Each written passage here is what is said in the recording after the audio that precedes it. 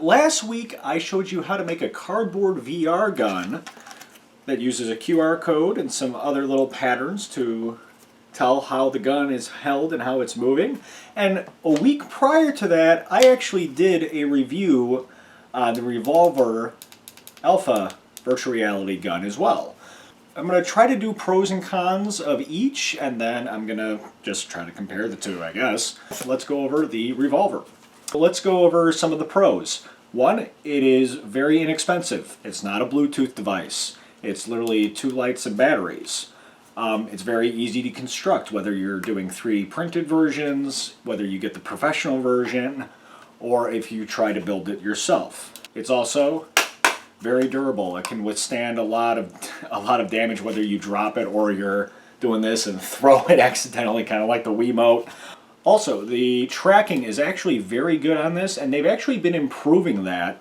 Currently, it does need filters on the camera, but they have improved it to where you can change filters on the actual light side and the camera side, and the tracking is significantly improved. Now for the bads on the device. It does require batteries, whereas some devices do not. However, the professional Bluetooth controllers do require battery anyways.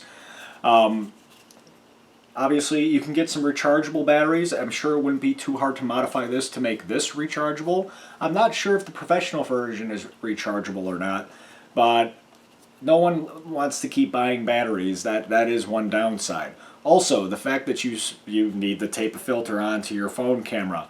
Like I said, they have been making some improvements. I'm actually going to do another video of that. I have to play around with it a little more. I actually have to take the plate off of here and change the backing on it to meet the new configuration for the tracking, so I'm going to test that. When I reviewed this originally, now keep in mind this is before the filter modifications that they're making and trying out, light in the room and certain colors. If there was light bouncing off bright blue or light bouncing off red or orange, it would actually mess with the tracking on the game itself. So as of right now, that's kind of a downside, but as I said, they're improving it constantly. So we'll see, and it will be interesting to see. Now on to the cardboard gun. So, some goods. It is extremely cheap. You print it out and it's good to go. Also, there's a lot of apps that use this right now. Not this specific one, but you can print out different ones. And I saw a lot of people do a couple things. They made foam ones for this portion. And what they have is they have a piece of cardboard like this, and they just clip on the different patterns and QR codes. So you can just load up the game and you just swap out the piece of paper.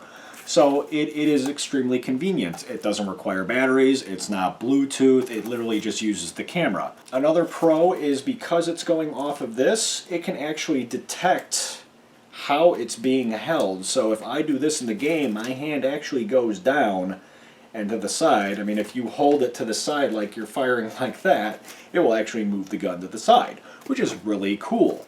So in all honesty, this is a very effective way to do VR guns or swords or things like that. This is a great way to do swords in a game. However, it's not a very effective way to do guns. There is no trigger button, there's no way that you can tell it to shoot. Now, you look at some of the videos online and they have like these rubber bands where it bends codes up and down, and when it sees the code it fires, and when it goes back down it doesn't fire. That it doesn't work very well. It's weird, the whole, okay, if I like flip it up I can start firing, or if I modify it so there's something that pulls it down when I'm firing.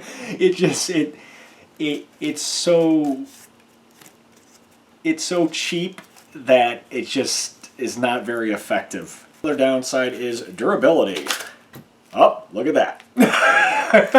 It is cheap. I mean, obviously you can modify it in a couple of different ways to make it more durable. Obviously, if you want, you can actually cut wood pieces and glue them together to have a more professional looking, I mean, even paint it to have a more professional looking cardboard VR gun.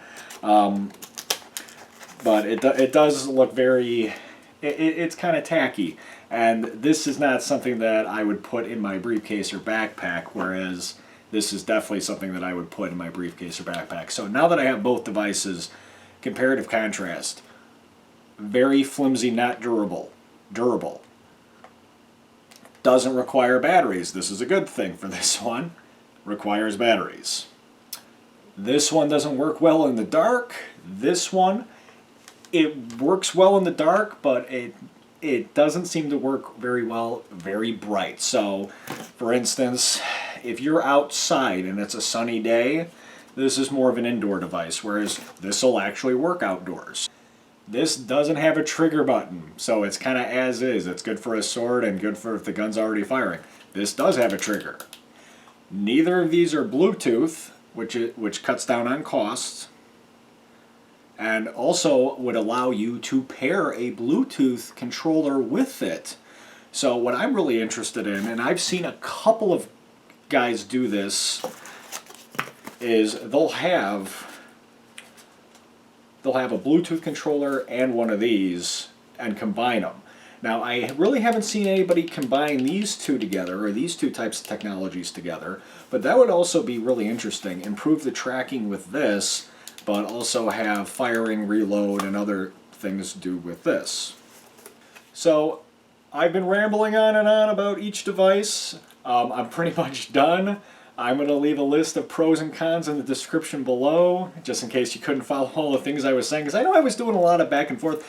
In all honesty, I like both of these. Both of these are really cool for what they are, especially they're both so easy to make or build. I'm really interested to see if the RevolVR team hits their mark on their Indiegogo, because I would love to see the professional device come out.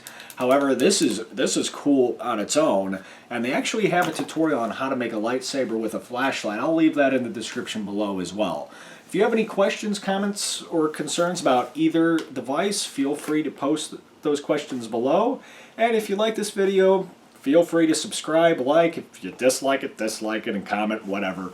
It really doesn't matter. I'm still going to make the videos. Have a great one.